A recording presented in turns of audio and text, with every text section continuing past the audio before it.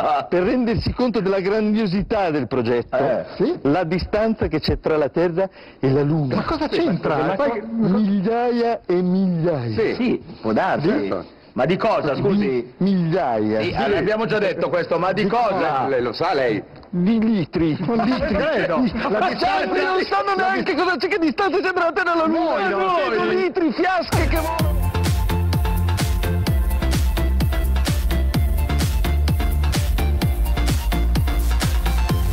Perché si spazientisce, scusi?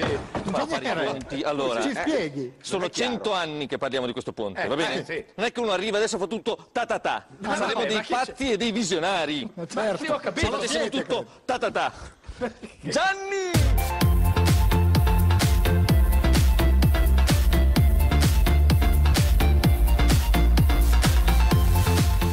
Francamente. Sono cifre che fanno girare la testa. Ed è per questo motivo che abbiamo deciso di posare la prima pietra. L'abbiamo già posata.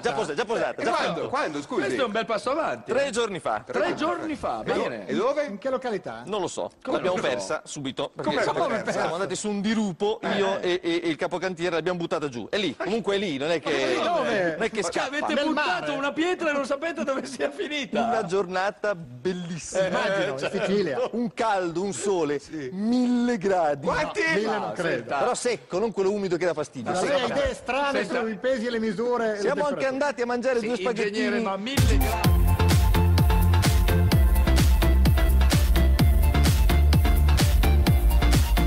Comunque noi abbiamo scritto con proprio il gessetto, abbiamo scritto per terra prima pietra più o meno qui. Più o meno. Certo. Per gli operai, per gli operai. Ma quali operai, scusi? Operai è partito ufficialmente, sono orgoglioso di dirlo a tutta l'Italia. dica. Partito? Il primo camion Sì? di ghiaia da Trento. Da Trento. La prima secchiata.